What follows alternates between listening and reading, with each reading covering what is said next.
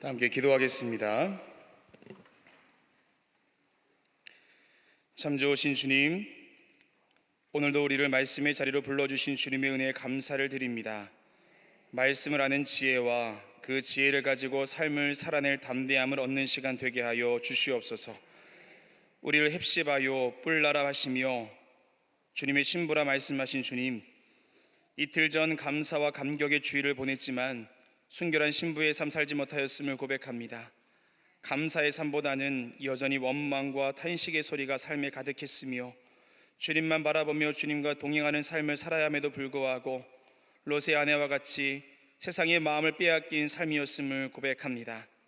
두 사람의 뜻을 서로 맞지 않고서야 어찌 함께 동행할 수 있겠느냐라는 주님의 꾸짖음이 우리의 심령 가운데 들려지게 하시사 우리의 마음을 늘 주님께 두며 걸어가는 복된 인생 될 수 있도록 인도하여 주시옵소서. 주님, 이 나라와 민족을 긍휼히 여겨 주시옵소서. 대한민국이 하나님을 경유하는 지혜로운 나라, 열방을 축복하는 제사장 민족으로서 세워주시고 성경을 통치의 교과서로 삼는 복된 나라 되게 하여 주시옵소서. 이 민족 가운데 화합과 헌신의 지도자, 난국을 지혜로 헤쳐나갈 수 있는 지도자, 겸손함으로 주님 앞에 무릎 꿇는 지도자, 광야 같은 이 시대를 가나안으로 이끌 수 있는 능력의 지도자 허락하여 주시옵소서. 모든 국민들에게 진정으로 통회하는 마음을 부어주셔서 온 민족의 시대의 아픔을 놓고 기도하게 하시고 눈물로 주님 앞에 있을 때 우리의 눈이 열려지고 귀가 열려지는 귀한 축복과 은혜가 모든 국민들 가운데 있도록 인도하여 주시옵소서. 지금도 목숨 걸고 주님을 예배하는 저 북한의 지하교회를 기억하여 주시옵소서. 온갖 고난과 핍박 중에도 신앙을 지키고 있는 그들에게 복 내려 주시사 영광스러운 자리 한복판에 저들의 이름이 새겨지게 하여 주시고 속히 어둠의 세력은 떠나가고 피 묻은 예수 그리스도의 십자가가 그 땅에 꽂혀지게 하여 주시옵소서. 주님께서 허락하신 권위와 평강이 이 땅에 흘러넘쳐 통일 한국 이루게 될 줄로 믿습니다. 하나님의 선한 뜻 가운데 광림교회를 세워주시고 오늘에 이르기까지 선교적 사명 잘 감당케 하신 주님의 은혜에 감사를 드립니다. 혼란스러운 이 시대 가운데서도 길이 되는 제단 되게 하여 주시고 열방의 복음의 빛을 비추는 제단 되게 하여 주시옵소서. 전도의 달을 보내고 있습니다. 잃어버린 한 영혼을 향하여 진심을 다하셨던 주님의 열심이 광림에 속한 모든 성도들 가운데 있게 하여 주시고 땀 흘리며 뿌린 복음의 씨앗에 열매 맺히게 하여 주시옵소서. 한 시대 속에 귀한 종으로 사용하시는 감독님, 영과 육을 붙들어 주시옵소서. 끝까지 주의 사명 감당하시며 주님 앞에 머리 숙여 기도하실 때 감독님의 기도를 통하여 하나님께서 일하실 통로가 넓어지게 하여 주시고 살아계신 하나님의 능력이 나타나게 하여 주시옵소서. 시대를 이끌어 가시는 담임 목사님, 목회 여정이 하나님의 기쁨 되게 하여 주시고 목회를 통해 하나님의 뜻이 이루어지게 하시며 입술을 통해 진리의 말씀이 선포될 때에 죽은 영혼이 살아나고 병든 자가 치유되는 귀적의 역사가 있도록 인도하여 주시옵소서. 광림재단에 속한 각 속회와 선교회를 주님 기억하여 주시사 광림교회 안에 작은 교회로서 사명을 잘 감당케 하여 주시고 초대교회와 같은 성령 충만함이 있게 하여 주시옵소서. 모이기에 힘쓰게 하시고 서로를 돌아보아 서로에게 힘과 위로가 되는 속회 선교회가 되게 하여 주시옵소서. 각 기관과 부서, 교회학교, 청년 청장년부, 광림의 다음 세대가 믿음으로 성장하는 부흥의 은혜를 맛보게 될 줄로 믿습니다. 하나님의 꿈을 품는 자녀들 되게 하여 주시고 예수 그리스도의 성품을 닮아가며 성령의 권능을 소유하게 하여 주시옵소서. 험난한 세상 속에서도 믿음을 지켜내는 참된 그리스도인 되게 할 줄로 믿습니다. 광림에 속한 2,000명의 수험생들 평안과 안전, 200명의 수험생들 평안과 안전으로 그들을 지켜주시고 열심히 공부한 것들이 다 기억나게 하여 주시며 좋은 컨디션 허락하여 주시옵소서. 수능이 목표가 아니라 수능을 통해 이루어 가시는 하나님의 꿈을 목적으로 두는 귀한 인생 될 수 있도록 인도하여 주시옵소서. 우리 트리니티를 이끌어 가시는 주님, 오늘도 주님의 말씀이 읽혀지고 해석되어 들려질 때에 마음의 기쁨이 있게 하여 주시고 세상이 줄 수 없는 평강과 지혜를 얻게 될 줄로 믿사오니 모든 시간 위에 기름 부어 주시옵소서. 트리니티를 위해 헌신하는 모든 손길들을 기억하여 주시고 그들의 수고와 봉사가 하늘이 상급되게 하여 주시며 충만한 주의 은혜가 삶 가운데 있도록 인도하여 주시옵소서. 영상으로 함께하는 광림 남교회, 서교회, 북교회, 이 밖에 모든 성도들의 자리 가운데도 말씀이 주는 귀한 은혜가 흘러넘치게 될 줄로 믿사오니 함께하여 주시옵소서. 예수 그리스도의 이름으로 기도합니다. 아멘.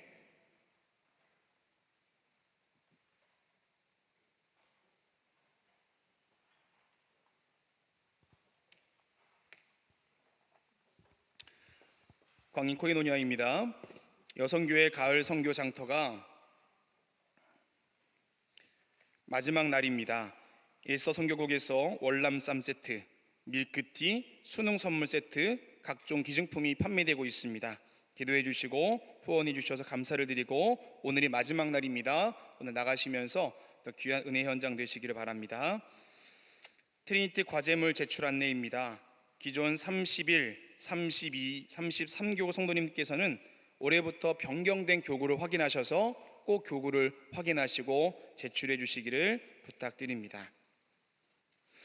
트리니티 성경 암송입니다. 성경 암송 원하시는 분들은 트리니티 담당 전사님에게 신청해 주시기 바랍니다. 기타 문의 또한 우리 전사님 통하여서 확인해 주시기를 부탁드립니다.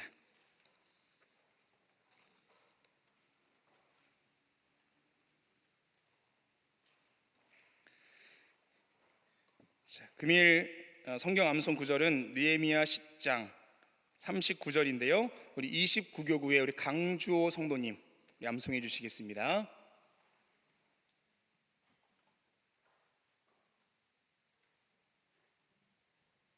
네, 안녕하세요. 29교구 강주호 성도입니다. 오늘 요절 말씀 느헤미야 10장 39절 말씀입니다. 곧 이스라엘 자손과 레위 자손이 거제로 드린 곡식과 새 포도주와 기름을 가져다가 성소에 그릇들을 두는 골방, 곧 섬기는 제사장들과 문지기들과 노래하는 자들이 있는 골방에 둘 것이라. 그리하여 우리가 우리 하나님의 전을 버려두지 아니하리라. 아멘.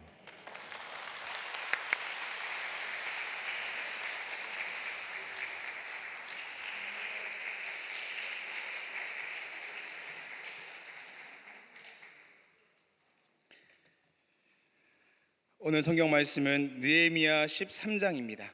느헤미야 13장.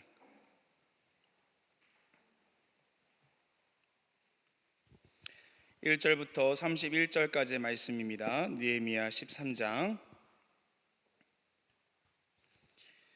남교회, 서교회, 북교회도 또 온라인으로 함께 하실 분들도 함께 교독하시겠습니다. 그날 모세의 책을 낭독하여 백성에게 들렸는데 그 책에 기록하기를 암몬 사람과 모압 사람은 영원히 하나님의 총회에 들어오지 못하리니, 이는 그들이 양식과 물로 이스라엘 자손을 영접하지 아니하고 도리어 발람에게 뇌물을 주어 저주하게 하였음이라. 그러나 우리 하나님이 그 저주를 돌이켜 복이 되게 하셨다 하였는지라. 백성이 율법을 듣고 곧 섞인 무리를 이스라엘 가운데에서 모두 분리하였느니라.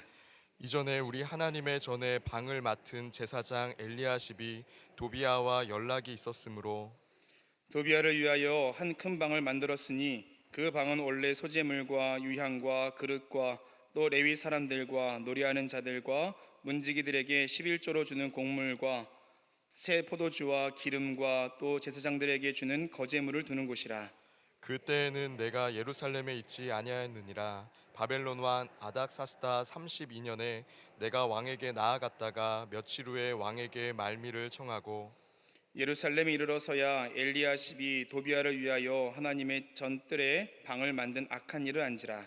내가 심히 근심하여 도비아의 세간을 그 방 밖으로 다 내어 던지고 명령하여 그 방을 정결하게 하고 하나님의 전의 그릇과 소재물과 유향을 다시 그리로 들여놓았느니라.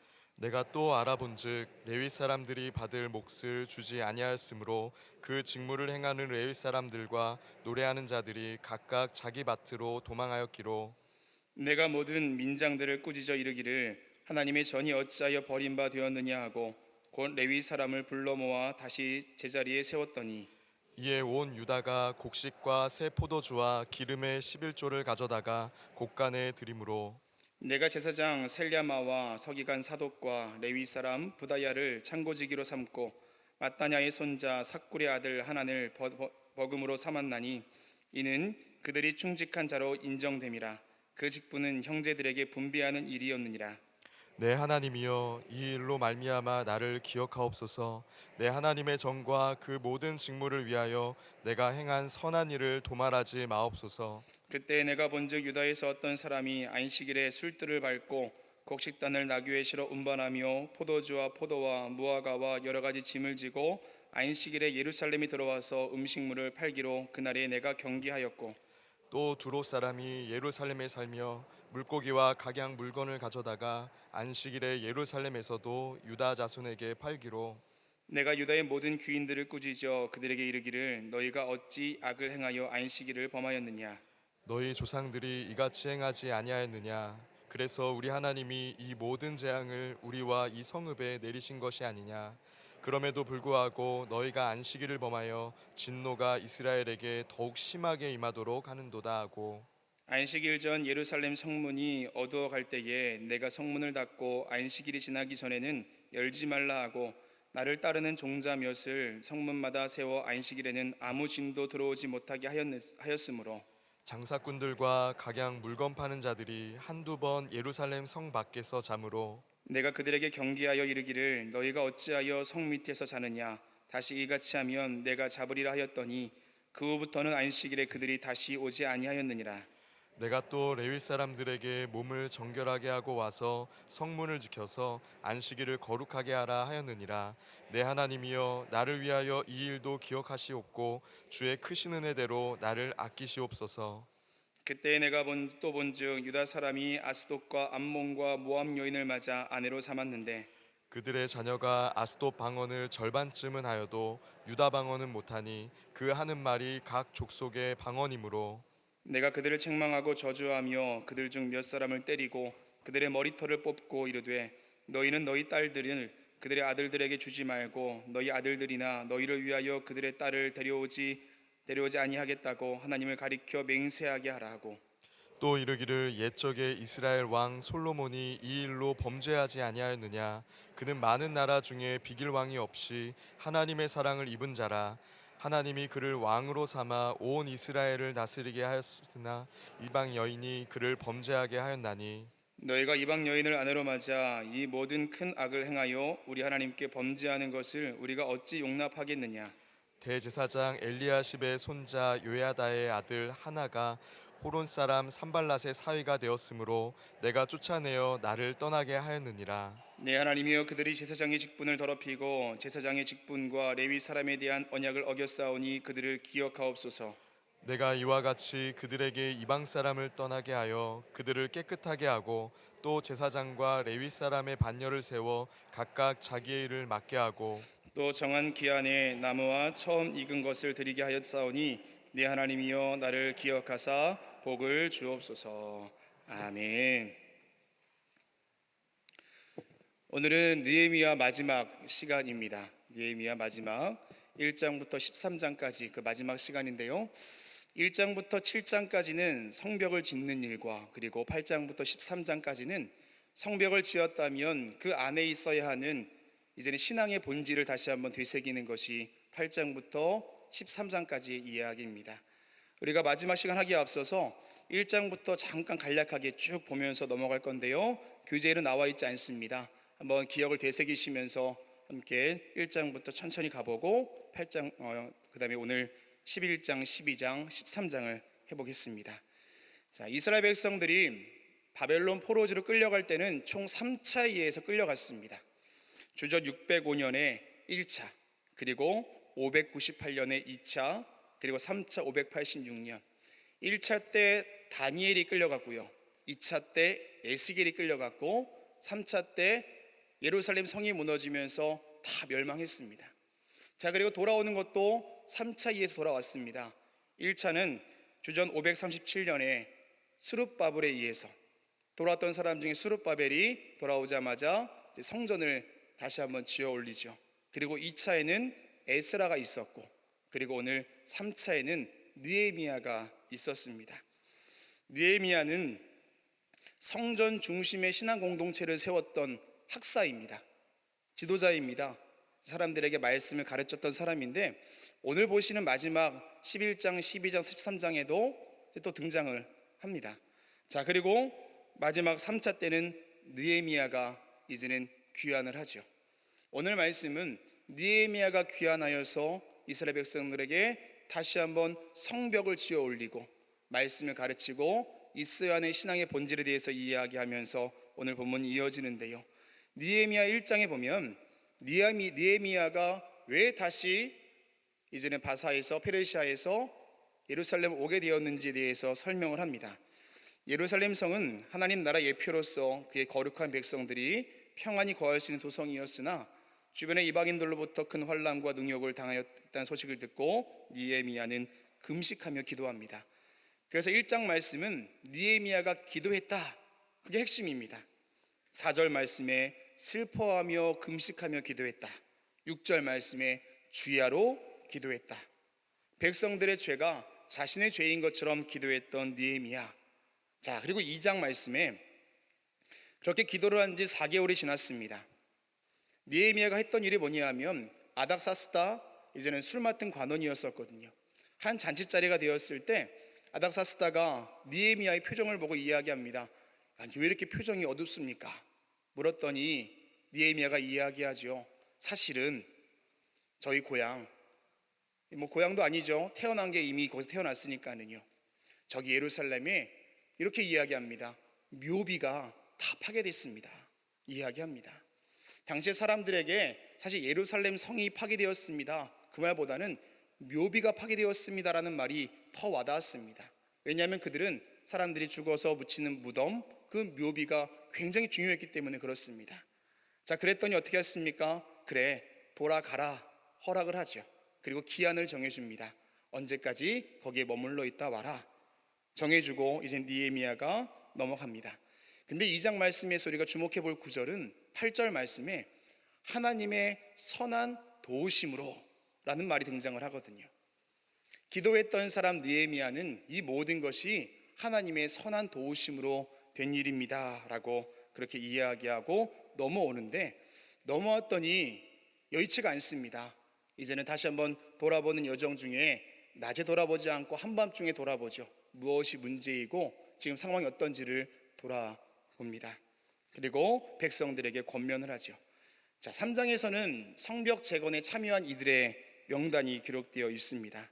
하나님의 역사하심과 보호하심 가운데 성벽이 재건되고 성벽의 북쪽, 서쪽, 남동쪽, 동쪽 순으로 재건한 사람들의 이름이 기록되고 있습니다.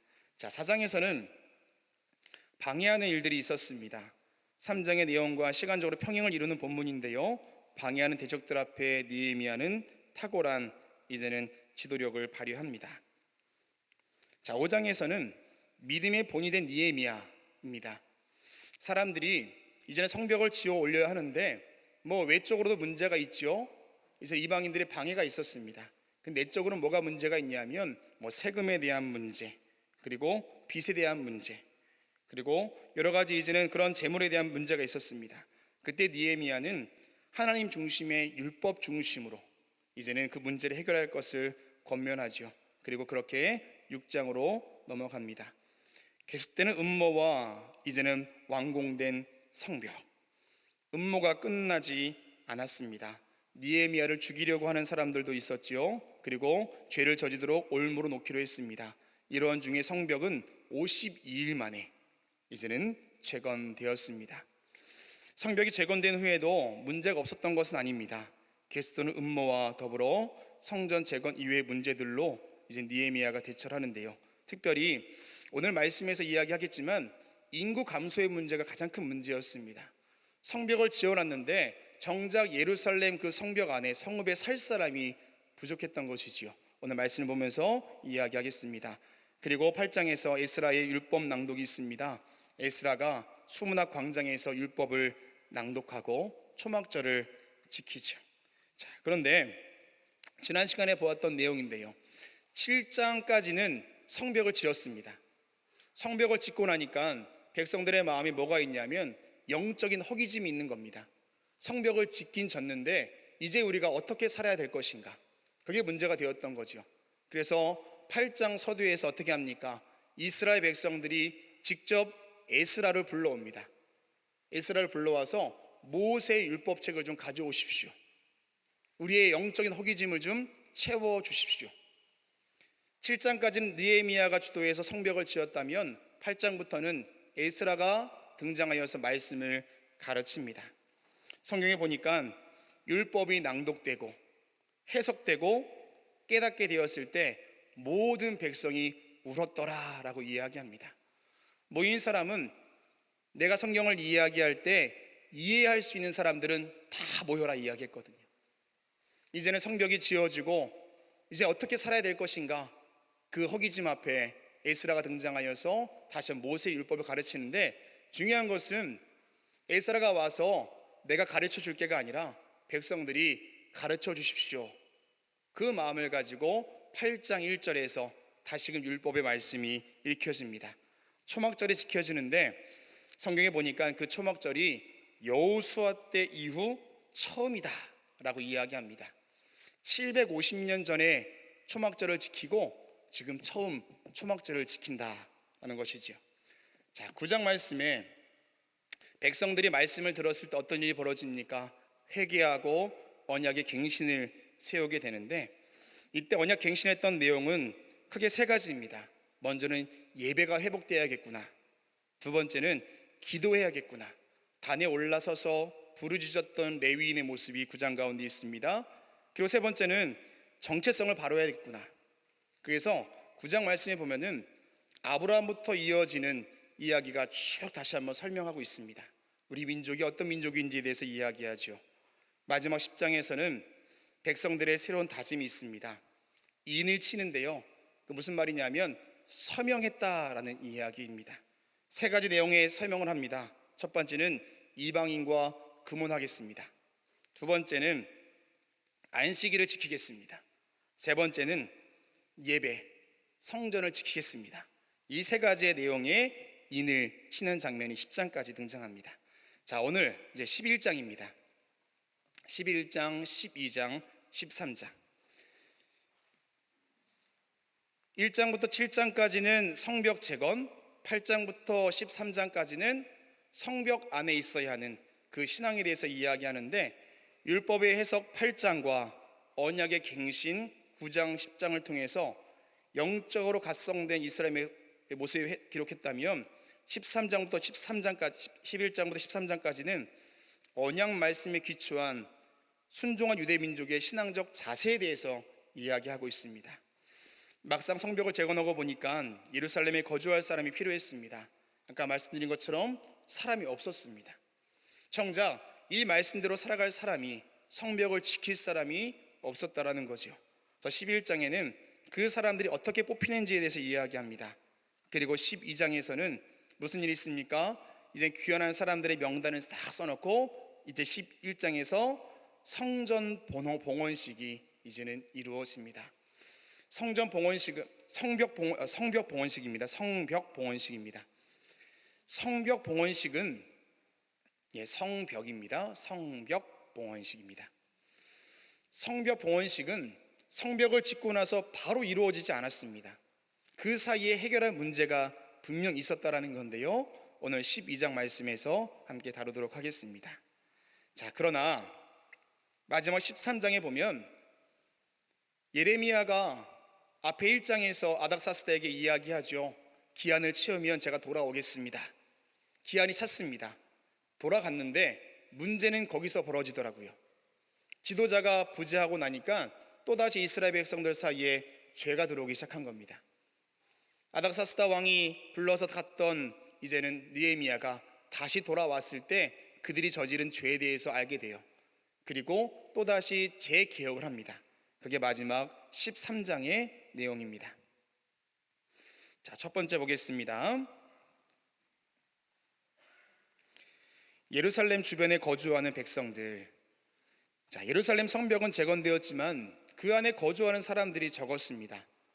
포로에서 귀환한 백성들이 이제는 거기에 머물러 있기에는 두 가지의 문제가 있었는데, 첫 번째 문제는 7장에서 보니까 뭐라고 기록되어 있냐 하면 다 됐습니다.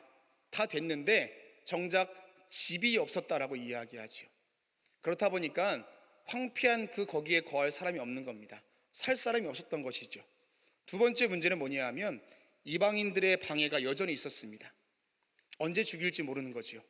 그런 두 가지 걱정 때문에 정작 예루살렘 그 성 안에 살 사람이 없었습니다. 그래서 느헤미야는 제비 뽑기를 통하여서 10분의 1의 사람을 예루살렘 그 성벽 안에 성 안에 거하는 사람으로 이주시킵니다. 당시 예루살렘에 이스라엘의 인구가 얼마였는지 정확하게 알 수 없어도 대략적으로 약 1만 명 정도가 거기에 거주했을 것이다 라고 추측을 합니다.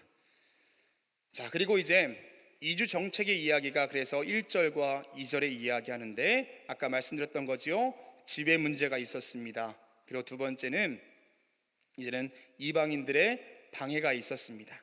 자, 제비 뽑기를 했는데, 여러분 제비 뽑기 하면 어떻습니까? 따라갈 수밖에 없죠.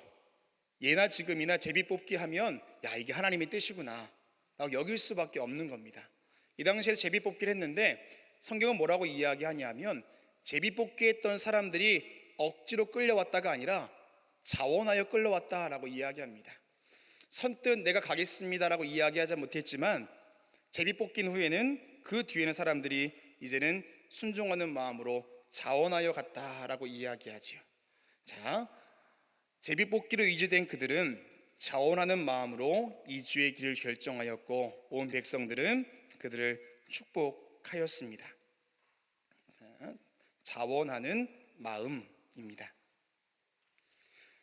자, 그 밑에 보시면 하나님의 뜻에 순종할 때 필요한 마음은 자원하는 마음이다라고 이야기하고 있습니다. 여러분, 하나님의 일을 할 때 뭔가 넉넉해서 할 수 있는 일들이 아니지요. 내가 뭔가 넉넉하고 시간이 많고 할 일이 없어서 하나님의 일들을 하는 게 아닙니다. 진짜 바쁘고 빠듯함에도 불구하고 하나님의 일들을 감당하시는 겁니다. 근데 내 것을 포기해야 될 때 얼마나 주저됩니까? 내가 할 수 있는 것인가 할 수 없는 것인가 망설여지지요. 근데 하나님께서 정하신 그 일이 나에게 주어졌을 때는 주님 제가 하겠습니다, 그 마음이 중요하다라는 겁니다. 선뜻 나서지 못했을지라도 나에게 주어지는 권면과 그리고 그 이야기가 있을 때는 순종할 수 있는 마음, 자원하는 마음. 이미 지도자들은 자원하는 마음으로 그 성 안에 거하고 있었고 함께 살아갈 주민들은 제비를 뽑았지만 그들 또한 자원하는 마음으로 거기서 살게 되었다. 그의 이야기가 1절과 2절까지 나와 있습니다. 자, 3절부터 24절까지는 거기에 사는 사람들의 이름을 기록합니다. 이름을 기록하는 이유는 뭐 한 가지겠죠. 그들을 기억하기 위해서입니다. 그들이 누구인지에 대해서 이야기하는데 여러 가지 과정을 배제하고 그냥 이주한 사람들의 이름을 기록하고 있습니다. 그 이유가 무엇일까요? 하나님께서 인도하심에는 전혀 문제가 없다라는 겁니다. 예전에 여호수아와 갈렙이 헤브론 땅을 받았을 때 이미 헤브론에는 어떤 사람이 살고 있는지 다 알고 있었습니다. 기골이 장대한 사람들이 거기에 살고 있었지요. 그리고 이제는 갈렙은 내가 거기 가겠습니다 라고 이야기하고 땅을 분배받습니다. 사람들은 아마 상상했을 겁니다. 가면 피가 튀길 것이다, 치열한 전쟁이 일어날 것이다, 예상했겠지요. 근데 하나님 제가 가겠습니다 순종하며 걸어갔던 거기에 결론이 어떠냐 하면 당시에 그 땅의 전쟁이 그쳤더라 라고 여호수아 14장 15절에서 이야기합니다. 순종하며 걸어가는 길에는 거기에 답이 있다라는 거거든요. 아무리 힘들고 어려울 것 같아 보이지만 순종했을 때 아무런 문제가 없다라는 것이 오늘 말씀에도 기록되어 있습니다. 이주하는데 전혀 문제가 없었습니다. 그냥 이주했던 사람들의 이름만 기록을 하지요. 근데 예루살렘을 확고한 행정구역으로 확보하기 위해서 거기에 머물러 있던 사람을 쓰는데 특별히 유다 지파와 레위 지파 사람들의 이름을 거기에 베냐민 지파 사람의 이름을 기록합니다. 왜냐하면 거기에 다른 지파도 살고 있었지만 그 지파 사람들이 유독 많았기 때문에 뭔가 응징력을 위하여서 그리고 확고한 행정구역을 위하여서 그 지파 사람들을, 지도자부터 사람들을 쭉 써내려 갑니다. 말씀해 보면은 그 지방을 다스리는 라고 이야기하는데, 그 지방이란 용어에는 다스리다 라는 말이 포함되어 있습니다. 그 말은 이제 더 이상 페르시아의 속국이 아니라 우리는 이스라엘 예루살렘이다, 분명한 뜻을 나타내고자 그 지방이라는 말이 3절 가운데 있습니다.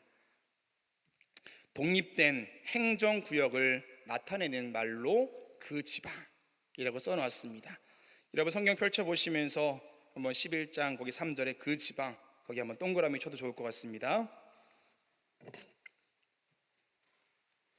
자, 그리고 예루살렘에 거주한 지도자들의 명단이 나옵니다. 유다 자손 468명, 그리고 베냐민 자손 928명입니다. 특별히 유다 자손에서는 성경에 보니까 4절 말씀에 베레스의 자손이라 이야기하는데, 베레스는 유다의 아들, 야곱의 아들 유다와 결혼한 다말의 쌍둥이 아들의 형입니다. 그 형에서부터 누가 나옵니까? 예수 그리스도가 등장을 하지요. 자, 유다 지파는 그 베레스의 자손들 468명. 성경은 그들은 용사다라고 이야기합니다. 자, 그리고 베냐민 사람들 928명을 기록합니다. 근데 역대상 9장에 보면 에브라임 사람들도 있었고 므낫세 사람들도 있었습니다. 근데 아까 말씀드렸던 것처럼 확고한 행정구역을 위하여서 압도적으로 많은 그 두 지파를 기록한 것입니다. 자, 그 뒤에 레위 자손의 명단도 나와 있습니다. 제사장, 그리고 레위 사람들과 성문지기 명단들, 노래하는 자들이 22절에서 28절까지 나옵니다. 네, 베냐민 자손, 이제는 여기서 928명을 이야기할 때 유다 자손에는 베레스가 있었다면 베냐민 자손에서는 살루가 있었습니다. 근데 유다 자손에 있는 사람들만큼 자세히 기록하지 못했습니다. 왜냐하면 사사기 20장에서 베냐민 지파가 몰살되거든요. 그 뒤로 그 족보에 대한 정리가 잘 되지 않아서 유다 자손에 비해서 베냐민 지파 그 자손에 대한 이야기가 좀 덜 적혀있다라는 거 기억하시면 좋을 것 같습니다. 자, 이제 11장 25절부터 36절까지는 그 주변에 거주하는 백성들에 대해서 이야기합니다. 특징이 있다면 앞서 예루살렘 성에 거하는 사람들은 그 사람의 이름을 썼다면, 두 번째 그 주변에 거주하는 사람들은 그 지명을 써서 소개합니다. 이유는 여호수아 시대에 사용했던 그 지명 그대로 쓰면서 느헤미야, 그 당시에 가나안 땅은 이제는 옛날 여호수아 시대 때 우리가 살았던 그때 명성이 회복되기를 바라는 의도가 있다라는 것이죠. 그래서 그 지명이 여호수아 시대에 쓰였던 지명 그대로 쓰인다라는 것입니다. 자, 이렇게 11장이 끝나게 되는데, 여러분 11장의 핵심은 뭐냐 하면 자원하는 마음으로 예루살렘에 거하며 예배를 지키고 신앙을 지켰던 사람들이 있었다라는 것입니다. 자원하는 마음으로 거기에 머물렀던 사람들, 그들이 이방인들의 공격이 없을 거다라고 생각한 거 아닙니다. 있을 거 알고 있었습니다. 집을 지어야 하는 것도 알고 있었고 분명히 고생할 거 알고 있었습니다. 그럼에도 불구하고 그들은 예루살렘에 거하며 말씀을 지키고 제사를 지키고 이제 하나님 율법의 말씀을 지켜나가는 사명이 그들 가운데 있었고, 그들의 이름이 성경에 기록되어 있습니다. 저와 여러분도 주의 성전을 지키는 귀한 일들 가운데 자원하는 마음으로 순종하며 걸어가는 우리 복된 성도님 될 줄로 믿습니다. 자, 이제 12장입니다.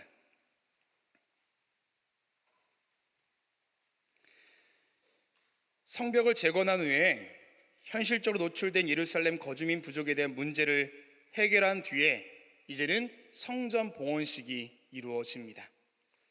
먼저 성전 제사를 위해 봉헌할 제사장과 레위인의 계보를 정리하고 성대하게 진행될 성벽 봉헌식의 내용을 기록합니다.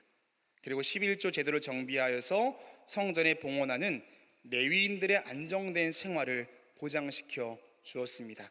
레위인들의 안정된 생활.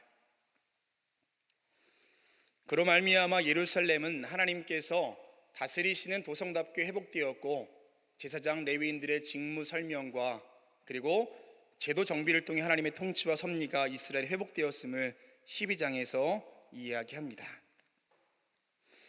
성전 봉헌식에 앞서서 먼저 있었던 것이 바로 레위 사람들 그리고 제사장 사람들의 이름이었습니다.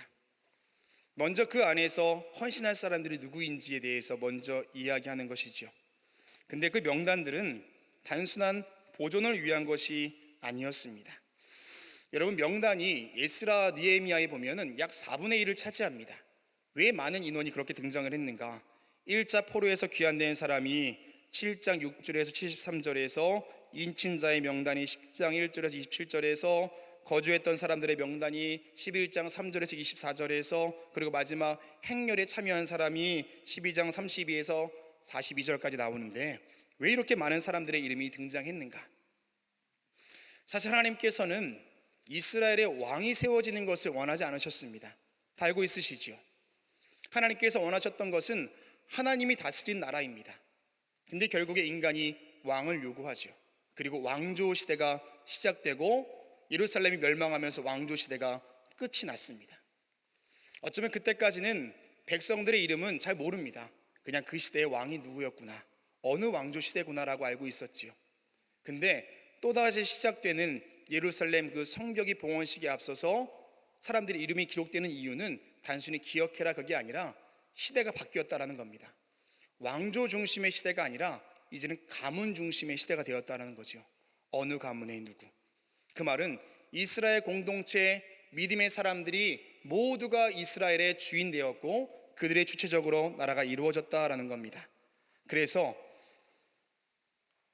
에스라 느헤미야서의 실질적인 주인공은 수룹바벨, 에스라, 느헤미야가 아니라 포로에서 귀환한 백성들, 이스라엘 공동체 전체에 있음을 우리가 그 명단을 통하여서 확인할 수가 있습니다.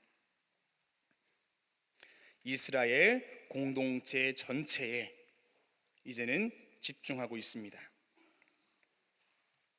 자, 이제 그 명단이 나오겠죠. 예루살렘 성벽이 재건하고 그리고 율법대로 살아가기를 언약한 백성들의 공동체, 백성 자체가 하나님의 성전이 되는 것입니다. 자, 그리고 이제는 명단이 나옵니다. 자, 1차 포로 귀환 시에 수룹바벨과 함께 돌아온 제사장의 명단이 기록됩니다. 여러분, 약 70년 전인데요. 이때 얼마나 수고했겠습니까? 그렇죠. 아무것도 알지 못합니다. 그때 여러분 예루살렘까지 바벨론에서 오는 거리만 해도 약 1600km입니다. 근데 그들 중에 누가 있었습니까? 이미 예전 솔로몬 성전을 보았던 사람도 있습니다. 나이가 70이 훨씬 넘었겠죠. 어르신들까지도 지금 귀환길에 올라오는 겁니다. 걸어다 보면 죽을 수도 있습니다. 예루살렘의 영광을 보지 못하고 그냥 광야에서 죽을 수도 있지만 그들이 사명을 가지고 귀환길에 올라옵니다. 그들이 이제 1차 포로 귀환 시 수룹바벨과 함께 돌아온 제사장의 명단입니다. 그래서 그들이 올라오면서 불렀던 노래가 어떤 노래입니까? 내가 눈을 들어 산을 보아라. 나의 도움이 어디서 올까? 나의 도움은 천지를 지으신 여호와에게서로다. 성전은 무너졌지만 하나님의 약속이 여전히 시온산에 있다라는 것을 믿었기에 그 믿음 가지고 걸어왔던 그들의 이름이 기록되어 있습니다. 그런데 여기서 우리 여러분 성경에 보면 돌아온이라고 1절에 나오거든요. 돌아온. 근데 돌아온이라는 말은 원어로 알루입니다. 알루. 이것은 무슨 말이냐면 오르다라는 뜻을 갖고 있습니다. 오르다. 다시 예루살렘에 올라온 사람들. 근데 당시에는 지금도 그렇지요. 뭐 서울로 올라왔다, 뭐 큰 집에 올라갔다라고 이야기하지요. 올라갔다라는 개념은 뭔가 지형적으로 그런 개념도 있지만 뭔가 낮은 곳에서 높은 곳으로 그 차지하고 있는 그 비중에 따라서 올라갔다는 표현을 쓰는데 원어에서는 예루살렘으로 내려갔다가 아니라 예루살렘으로 올라갔다라고 이야기합니다. 예루살렘이 갖고 있는 사람들의 가치에 대해서 우리가 짐작해 볼 수 있습니다. 포로 귀환 시에 수룹바벨과 함께 예루살렘에 올라온 제사장의 명단이 기록되어 있습니다. 그리고 맨 마지막에 대제사장 요아김 때의 레위 족장의 명단. 이거는 마지막 3차 귀환 때 올라왔던 사람들의 이름입니다. 즉 여기에는 100년의 역사가 담겨 있는 겁니다. 100년의 시간 동안 올라왔던 사람들의 이름, 특별히 대제사장의 이름이 기록되어 있습니다. 한번 받은 사명은 끝까지 완수해야 합니다. 돌아왔다라는 것은 포로기 전에 예루살렘에서 활동했던 사람도 있다라는 것이죠. 자신이 갖고 있었던 그 사명 때문에 그 길을 올라왔던 사람도 거기 명단 안에 포함이 되어 있다라는 겁니다. 특별히 성벽 봉헌식을 준비하면서 제사장과 레위인들의 이름이 언급한 것은 봉헌식을 준비하는 사람들이 그냥 아무나 와서 준비하는 것이 아니라 준비된 사람이 그 봉헌식을 준비하고 봉헌식을 거행할 수 있게끔 명단을 소개하면서 그들에게 책임을 주는 것이고 그 봉헌식에 대한 무게감을 더해주는 것입니다. 자, 넘어가겠습니다. 자, 27절부터 43절까지 드디어 성벽 봉헌식이 이루어집니다. 본장에서 가장 또 핵심이 되는 내용을 다루고 있는 본장의 내용입니다. 이미 성벽은 지어 올렸습니다. 아까 말씀드렸던 것처럼 얼마의 시간이 지났는데 몇 달쯤 지났을 겁니다. 왜냐하면 8장에 보니까 8장의 7째 달에 라고 이야기합니다. 그리고 9장에 보니까 7월 24일이라는 것도 이야기합니다. 그러니까 24일이 지났다라는 거죠. 그리고 11장에 사람들이 이주하는 일들도 있었습니다. 이주가 하루아침에 되진 않겠죠. 성벽이 봉헌되고 이미 몇 달의 시간이 지났다라는 겁니다. 그 후에 성벽 봉헌식이 진행되고 있습니다. 예루살렘의 백성들이 이주와 그리고 언약 갱신으로 인한 여호와 신앙 고향으로 이스라엘이 내외적으로 선민으로서의 지위와 신정 국가로서의 면모를 회복한 이후에서야 성벽 봉헌식이 이루어질 수 있었다라는 것입니다. 이것은 성벽 지었으니 끝났다. 야, 성벽 지었으니 52일 만에 지었대. 야, 이거 뭐 해외 토픽감 아니냐, 기네스북 아니냐, 거기에 목적이 있는 게 아니라는 것입니다. 성벽을 지음으로 인하여서 있어야 하는 신앙의 본질을 먼저 점검을 하고 일할 사람을 정하고 다 정비된 후에 성벽 봉헌식이 이루어졌다라는 것입니다. 자, 레위인들을 다 불러 모았습니다. 사람들을 다 노래하는 사람들을 불러 모았는데, 근데 성경에 보니까 이 사람들이 다 성벽 그 주변에 가까운 곳에 있었다라고 이야기하더라고요. 이유가 무엇일까요? 불러만 주십시오. 제가 가겠습니다. 어쩌면 그 마음의 의지를 담고 있는 구절일지 모릅니다. 그리고 제사장과 레위인들이 정결 의식을 거행을 하는데, 특이한 점은 성경에 보시면 제사장도 레위인도 정결 예식을 하지만 백성들도 성문도 성벽도 다 깨끗이 했다라고 이야기합니다. 뭐 물을 뿌렸거나 뭐 등등의 의식이 있었겠죠. 근데 성경은 제사장도 레위인도 모든 백성들도 성벽도 성문도 다 정결 예식을 했음을 이야기합니다. 새롭게 시작될 이스라엘의 선민 역사의 출발점이라는 거지요. 그리고 방백들과 찬양다원들의 성벽을 걷는 의식이 거행이 됩니다. 어떤 학자는 이 의식 자체를 뭐라고 이야기하냐면 신성한 행진이라고 이야기합니다. 그리고 이때 불렀을 찬양이 시편 48편이다, 시편 147편이다 라고 이야기하면서 이 당시의 분위기를 한번 생각해 보는데요. 예전에 도비아가 어떻게 이야기했습니까? 도비아가 이제 방해하면서 굉장히 이제는 심술궂은 이야기를 하죠. 야, 여우가 올라가도 거긴 무너질 거야 라고 이야기하는데, 지금 어떠십니까? 보란듯이 방백들과 찬양다원들이 성벽 위로 올라가서 행진을 하고 있습니다. 성경에 보시면 구체적으로 어떤 모습인지 나와 있는데요, 이제는 둘로 나뉘어서 행진이 이어집니다. 그리고 맨 마지막에 성전 앞에 모여서 하나님 앞에 예배드리는 그 모습을 연상할 수가 있습니다. 보란듯이 도비아가 이야기했던 그런 하찮은 성벽이 아니라 정말로 견고하게 지어진 52일 만에 지은 성전에 대한 그 기쁨을 나누는데요, 그 감사의 제사 가운데 뭐라고 이야기하냐면 이는 하나님이 크게 즐거워하게 하셨습니다. 결국 그 예배 제사의 주인이 하나님이시라는 겁니다. 하나님께 주신 기쁨인 것을 고백하지요. 자, 하나님을 예배하는 자는 반드시 정결해야 합니다. 봉헌 씻기 전에 아까 말씀드렸던 것처럼 모두가 다 정결 의식을 행하였습니다. 의인은 없나니 하나도 없다, 로마서에서 이야기하는데요, 회개를 통하여서 몸과 마음을 정결하게 하는 것, 자세가 중요하다라는 거죠.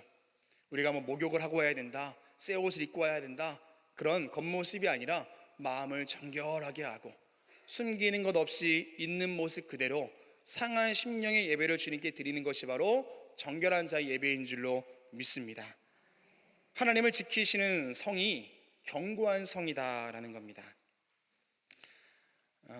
옛말에 공든탑이 무너지랴 라고 이야기하지만 하나님 없는 성이라면 공든탑도 무너지는 줄 믿습니다. 하나님이 세운 성읍, 하나님이 세운 이제는 형이 견고한 성이 된다라는 것입니다. 저와 여러분의 인생 가운데도 무너지지 않을 것 같은 그런 견고한 성이 있습니까? 근데 한번 생각해 보십시오. 거기 하나님이 계신가 안 계신가? 하나님이 계시지 않다면 그 성은 여러분의 의지로 무너뜨리시기를 바랍니다. 그리고 하나님을 중심으로 세우고 하나님 중심에 다시 한번 성을 견고하게 세우시는 저와 여러분의 삶이 되시기를 축원합니다. 마지막 세 번째는 하나님 주시는 즐거움은 성전의 담을 넘어야 한다라는 겁니다. 함께 말씀을 읽어보겠습니다. 12장 43절 12장 43절 말씀입니다. 이날에 무리가 큰 제사를 드리고 심히 즐거워하였으니 이는 하나님이 크게 즐거워하게 하셨습니다. 부녀와 어린아이도 즐거워하였으므로 예루살렘이 즐거워하는 소리가 멀리 들렸느니라 이야기합니다. 멀리 들렸습니다. 그냥 성벽 안에 예루살렘 사람들 그 안에 축제가 된 게 아니라 거기에 주어지는 즐거움과 기쁨이 멀리 들렸다라는 거죠. 여러분, 이제 성탄절이 다가옵니다. 우리 광림교회는 성탄 트리를 이제는 내부에도 하지만 우리 광림교회만큼은 밀레니엄 광장에 그리고 교회 주변에 아름답게 트리를 하는데요, 이유가 거기에 있습니다. 예수님께서 이 땅에 오시는 그 기쁜 소식은 우리 안에 머물러 있어 하는 소식이 아니라는 거죠. 오히려 밖으로 나가서 사람들에게 예수님 오셨습니다, 구세주이신 예수님께서 이 땅에 오셨습니다 라고 알리는 것이 바로 성탄절의 의미가 될 겁니다. 오늘 말씀에서는 그 성전에서의 즐거움이 그 안에 머물러 있는 즐거움이 아니라 담을 넘어갔다, 성전 밖에 있던 사람들도 그 소리를 들었다라고 이야기합니다. 그래서 얼마나 즐거웠는지 43절에 즐거워하였으니 즐거워하게 하셨음이라 즐거워하였으므로 즐거워하는 소리가 이야기하죠. 얼마나 감격스러웠겠습니까? 그렇죠? 오랫동안 무너졌던 그 성벽이 재건되는데 수많은 방해도 있었지만 그렇게 완공되고 재건되어 하나님 앞에 제사를 드리는 이 시간이 이렇게 감격스러웠다라는 겁니다. 자, 중요한 것은 이제 그 뒤에 이어집니다. 44절 말씀에 보면 그날에 라고 시작이 됩니다. 성벽 봉헌식이 있던 그날에 느헤미야가 뭘 하냐면 제사장과 레위인을 위한 11조 제도를 정비합니다.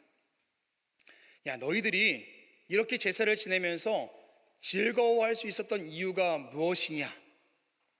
그러죠. 이를 위해서 수고했던 사람이 있다라는 겁니다. 성전에서 봉사하는 이들이 있다라는 거죠. 이렇게 즐거움이 유지되기 위해서는 제사장들, 레위인들을 위해서 우리가 드리는 것이 있어야 한다라는 것입니다. 그게 바로 11조 제도입니다. 11조를 수납할 레위인을 임명한 사실을 알리고 제사장과 레위인의 직무를 폭개괄적으로 설명하고 있습니다. 그리고 11조 제도는 성전 제사 제도를 위지를 위해 꼭 필요했습니다. 그러하기에 11조 제도는 그들의 생계와 성전의 유지를 위해서 반드시 요청되었기에 그들에게 드릴 것이다 라고 이야기하죠. 느헤미야는 그 성벽 봉헌식의 그 기쁨을 거기에 멈춘 것이 아니라 분명한 헌신이 있어야 하는 거기까지 나아갔습니다. 즐거워할 수 있었던 이유가 누구냐? 무엇 때문에 즐거워하였느냐? 라고 이야기하죠. 제사를 드리고 심히 즐거워하였으니 제사장들과 레위 사람들을 말미암아 즐거워하기 때문이라 이야기합니다.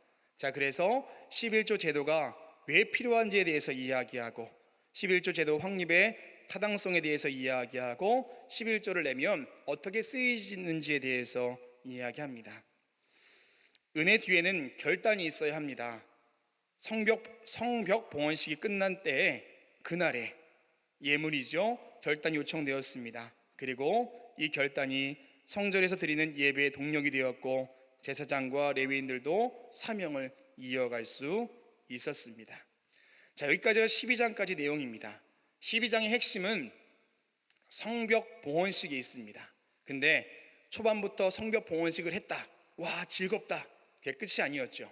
성벽 봉헌식 이까지 그 전에 있었던 이야기들, 사람들이 먼저 세워졌고 정결 예식을 했고, 그리고 기쁨 가운데 성대하게 성벽 봉헌식이 있었고, 끝난 뒤에 이 즐거움을 유지하기 위해서 우리는 11조를 드리면서 제사장과 레위인들을 우리가 책임져야 한다라는 게 12장의 내용이었습니다. 자, 이제 13장, 이제 마지막 장입니다. 오늘 함께 읽으신 말씀도 13장인데요. 13장의 주된 배경은 이제 아닥사스다 왕이 정해놓은 그때가 되었습니다. 그리고 느헤미야가 다시 페르시아로 돌아갑니다. 돌아가고 다시 왔더니 벌어지는 일인데, 얼만큼 이제는 있었는지 모릅니다. 다만 12년의 기간이 끝나고 돌아가고 왔을 때 이야기를 전해줍니다. 그가 얼마 동안 페르시아에 머물렀는지는 정확히 알 수 없습니다. 어떤 학자는 많은 경우 약 2년이라고 이야기하더라고요. 이방인이요, 그가 떠나자마자 유대에서는 모세 율법을 범하는 중대한 잘못들이 자행되었습니다. 먼저는 이방인이요 거룩한 과거 이스라엘의 원수였던 도비아에 의한 성전의 거룩성이 훼손되었고, 11조 제도가 무너졌습니다. 안식일 준수가 실종되었습니다. 이방인들과 결혼하였습니다. 다시 예루살렘으로 귀환한 느헤미야는 이러한 문제들을 해결하기 위해서 다시 한번 전면적인 개혁에 나섭니다. 많은 학자들이 말라기의 배경이 어디 있냐라고 이야기할 때에 이때를 이야기하더라고요. 말라기가 이제는 구약 성경 맨 마지막에 사람들의 죄악에 대해서 이야기하는 이때가 언제냐면 느헤미야가 자리를 비웠을 그때 사람들의 죄가 이러이러했기에 이제 말라기 또한 그것을 통렬하게 이야기하는 것, 이게 어쩌면 느헤미야 속에 말라기의 역사가 된다라는 학자들의 이야기들이 있습니다. 참고하시면 좋을 것 같습니다. 자, 13장 1절부터 3절까지는 아직 느헤미야가 가지 않았을 때의 이야기입니다. 아직 가지 않았습니다. 그래서 성경에서 뭐라고 이야기하냐면 그날이라고 이야기합니다. 모세의 책을 낭독하여 백성에게 들렸는데 라고 이야기하지요. 성벽 봉헌식이 끝난 뒤에 그날 여호와의 율법이 낭독되었고 이를 경청하였습니다. 그 일이 있은 후에 자신들의 신앙과 공동체성을 순수성을 훼손시켰던 이방인들과의 통혼을 회개하고 모압과 암몬을 비롯한 이방인들을 분리시켰습니다. 하나님의 말씀을 또 봤더니 또 죄가 생각나는 겁니다. 말씀을 또 다시 봤더니 잘못됐던 일들이 또 발견되는 거지요. 여러분, 이방인들과 분리해라 얼마나 많이 이야기했습니까? 근데 막상 또 시간이 지나고 보니까 또 그 죄를 짓고 있었더라는 거지요. 그래서 또다시 이방인들의 분리가 말씀 가운데 있습니다. 자, 그리고 4절의 배경은 느헤미야가 12전의 유다 총독 재임 기간을 마치고 페르시아로 갔을 때, 그때 이야기입니다. 돌아온 그가 조치를 취하는 모습인데요, 하나님의 전에 방해 책임자였던 엘리야십이 성벽 재건 공사를 방해하던 이방인 도비아와 교류하면서 그에게 큰 방을 내준 겁니다. 그렇다 보니까 그 큰 방은 뭐였냐면은 사람들이 갖고 오는 재물과 곡식들을 놓아두는 창고였었거든요. 그렇다 보니까 도비아가 있다 보니까 사람들이 내지도 않고, 또 문제가 무슨 말이 있다 보니까 뒤에 나오겠지만 또다시 문제는 사람들이 11조도 안 내고 제사장들과 레위인들이 어디 간 데 없고 문제가 이만저만이 아닌 겁니다. 돌아와서 그 사실을 알고 느헤미야는 도비아의 세간을 방 밖으로 내어 쫓습니다. 그리고 방을 정결하게 했다는 내용이 이제 그가 돌아와서 했던 첫 번째 모습입니다. 거룩한 근심을 하는 성도가 되어야 하겠습니다. 느헤미야는 도비아가 하나님의 전에 있다라는 그 사실을 알고 근심하였습니다. 거룩한 공동체를 향한 염려였습니다. 믿음의 사람들은 주님의 교회와 공동체가 어려운 일을 당할 때 근심하는 성도가 되어야 할 줄로 믿습니다. 코로나19가 시작되고 작년 3월 첫째 주 제가 처음으로 비대면 예배가 드려졌거든요. 성전에서 예배가 드리고 있었지만 많은 성도님들이 성전에 들어오지 못하시고 성전 밖에 계시다가 돌아가는 일들이 있었습니다. 그때 기억에 성전에 오셨던 많은 분들이 눈물을 흘리시고 돌아가시더라고요. 이유가 무엇이겠습니까? 교회가 당한 어려움들과 근심으로 인하여서 남의 일이 아니라 내 일처럼 느껴졌기 때문입니다. 요즘에 교회 오시는 분들, 많은 분들이 또 눈물을 흘리십니다. 교회차가 꼭 필요한 곳에 지금 다니고 있는데요, 그 다니는 곳곳마다 교회차를 보고 눈물을 흘리시는 거예요. 이게 얼마만에 기다렸던 교회차인가. 교회 갈 수 있는 이제는 수단이 마련되어서 교회차를 보시고 오는 분들도 굉장히 많이 있으시더라고요. 하나님께서는 믿는 사람들의 마음에 교회가 어려운 일 당하였을 때, 믿는 자들이 고통 중에 있을 때 근심하게 하시는 것, 이것이 바로 성령님께서 우리 가운데 주시는 마음인 줄로 믿습니다. 자, 11조 제도의 재회복입니다. 아까 말씀드린 것처럼 가장 먼저는 도비아가 이제는 들어와서 자리를 잡았다는 게 큰 문제였습니다. 두 번째 문제는 11조 제도가 이제 사라졌다라는 거죠. 11조가 어떤 거였습니까? 아까 말씀드린 것처럼 성전의 제사가 즐겁게 유지되기 위해서, 제사가 유지되기 위해서 꼭 필요한 게 그 안에 사람이 있어야 하고 그 사람에게 우리가 도움을 줘야 하는데, 그것이 사라졌다라는 겁니다. 그래서 성전 제사 제도를 유지하기 위해서 반드시 11조 제도가 유지되어야 했는데, 느헤미야가 페르시아로 간 사이 백성들은 영적으로 급격히 침체되었고 11조를 드리지 않았습니다. 그렇다 보니까 성전에서 일했던 레위인들이 어떻게 되었을까요? 먹고 살 게 문제가 되는 겁니다. 그래서 레위인들도 성전을 나가서 자신의 밭에 가서 일하기 시작하죠. 성전이 이렇게 또다시 무너져 가고 있었다라는 겁니다. 레위인들을 다시 복직시키고 11조 제도를 회복시켰습니다.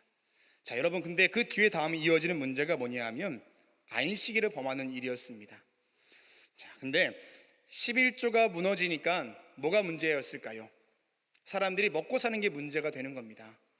많은 경우 여러분 11조 10,000원에 1,000원 하는 것은 쉬울 수 있습니다. 근데 금액이 커질수록 마음에 참 어려움이 있고 갈등이 있죠. 근데 그 11조를 드리면 좋은데 안 드렸을 경우에 너무 아깝습니다. 그래서 안 드렸을 경우에 여러분의 생활이 나아지시던가요? 결코 그렇지 않죠. 그렇죠? 이 돈만 있으면 뭔가 더 나아질 것 같은데 11조를 그냥 이거 내가 이거에 써야겠다라고 콕 쥐고 있으면 문제가 벌어집니다. 이게 영적으로 이제는 성숙하신 분들이 경험하는 간증이지요. 11조 주님의 것을 다 구별하여 드렸을 때 그 순간 아까울 수 있습니다. 그런데 주님께서 우리의 쓸 것을 하시고 필요를 채우시고 또 갑절로 채우신 하나님의 은혜가 분명히 그 헌신과 결단 가운데 있습니다. 자, 근데 지금 느헤미야가 없던 그 순간에 11조가 끊겼습니다. 뭐가 문제일까요? 먹고 사는 게 문제가 되는 겁니다. 그렇다 보니까 안식일에 나가서 일하는 사람들이 생겼다라는 거죠. 안식일을 거룩하게 지켜야 하는 것이 그들 가운데 임무였는데 안식일이 거룩하게 지켜지지 않은 것입니다. 11조가 끊기고 안식일이 범합니다. 술투를 밟는 사람들이 생깁니다. 곡식단을 나귀에 실어 운반하는 사람들이 생깁니다. 물건 판매하기 시작합니다. 그런 일들에 대해서 이제 예레미야가 이야기하고 지도자들을 책망하죠. 야, 과거에 너희 조상들의 안 좋았던 것을 왜 그대로 보고 배우느냐. 지도자들을 책망합니다. 그리고 느헤미야가 조치를 합니다. 안식일이 지나가는 전에는 문을 열지 말아야 할 것이다. 그리고 성문에 사람들을 세워 성문 안으로 들어오지 못하게 해라 라고 이야기하죠.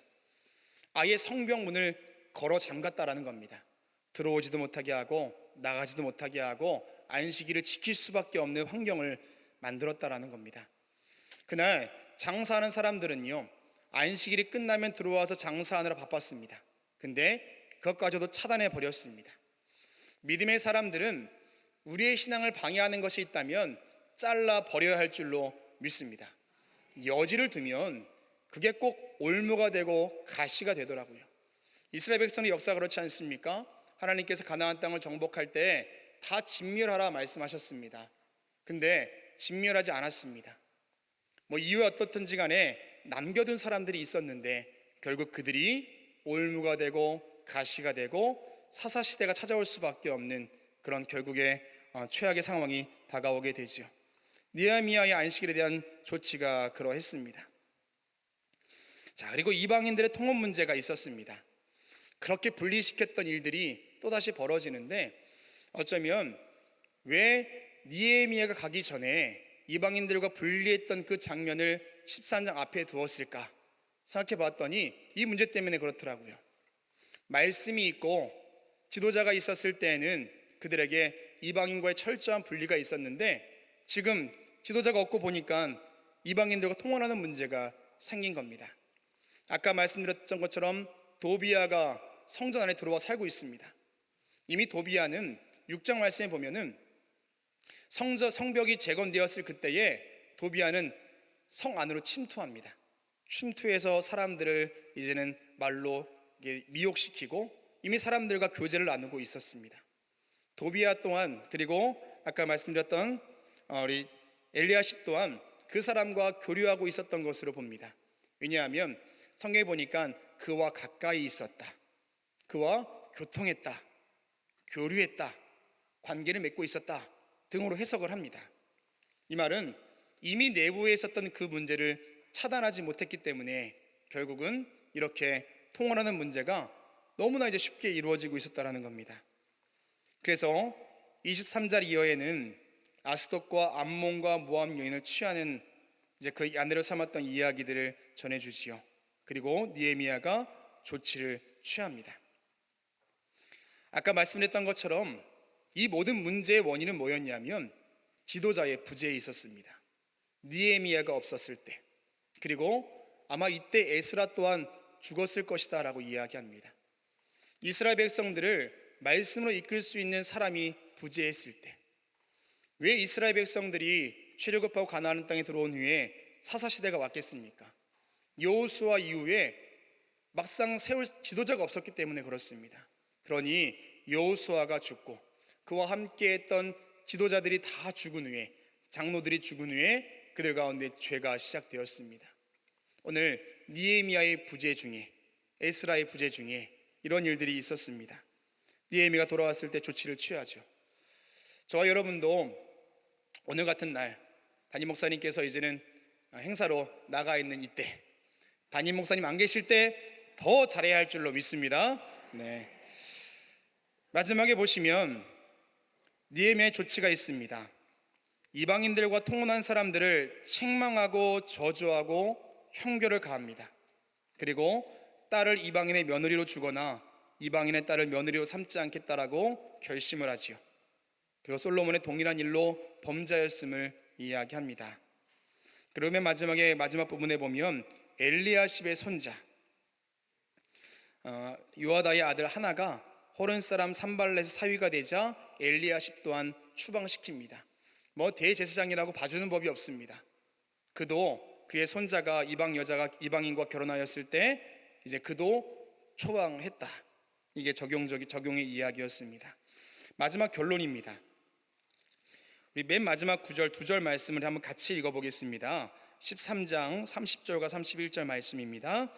내가 이와 같이 그들에게 이방 사람을 떠나게 하여 그들을 깨끗하게 하고 또 제사장과 레위 사람의 반열을 세워 각각 자기의 일을 맡게 하고 또 정한 기한에 나무와 처음 익은 것을 드리게 하였사오니 내 하나님이여 나를 기억하사 복을 주옵소서 이야기하지요. 마지막 결론의 이야기입니다. 자신이 행하였던 개혁 조치를 요약을 합니다. 그리고 이와 같은 일을 자신을 향한 하나님 주시는 복으로 기원을 합니다. 느헤미야서의 특징 중에 하나가 있다면 1장을 시작할 때도 느헤미야는 기도했고 마지막 13장에도 기도했습니다. 근데 그 기도가 하나님, 내가 이와 같이 개혁을 했으니 나에게 복 주십시오 라는 기도가 아니었습니다. 내가 이런 개혁을 통하여서 세운 일들을 하나님께서 복을 더하셔서 이스라엘 백성들 가운데 더해 주십시오. 그 내용이 바로 13장 내용 가운데 있다라는 것입니다. 이렇게 느헤미야의 개혁과 함께 끝이 납니다. 제가 기도하고 주기도문 하심으로 마치겠습니다. 하나님 감사합니다.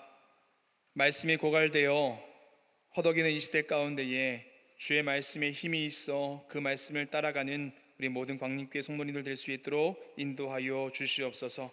광림교회를 사랑하셔서 1977년부터 이루어 가시는 놀라운 축복과 은혜가 성전을 짓게 하시고 봉헌하게 하시며 오늘까지 이끌어 주신 줄로 믿습니다.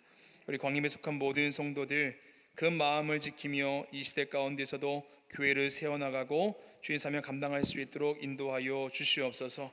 오늘 주의 전에 온 성도님 있습니다. 주님께서 기억하셔서 발걸음을 인도하여 주시옵시고 저 한국 천국 보좌에 그 이름이 새겨진 줄로 믿사오니 인도하여 주시옵소서. 모든 말씀 예수 그리스도의 이름으로 기도합니다. 아멘. 하늘에 계신 우리 아버지여, 이름이 거룩히 여김을 받으시오며 나라의 마옵시며 뜻이 하늘에서 이루어진 것 같이 땅에서도 이루어지이다. 오늘날 우리에게 일용할 양식을 주옵시고 우리가 우리에게 죄진 자를 사하여 준 것 같이 우리의 죄를 사하여 주옵시고 우리를 시험에 들게 하지 마옵시고 다만 악에서 구하옵소서. 대개 나라와 권세와 영광이 아버지께 영원히 쌓옵나이다. 아멘.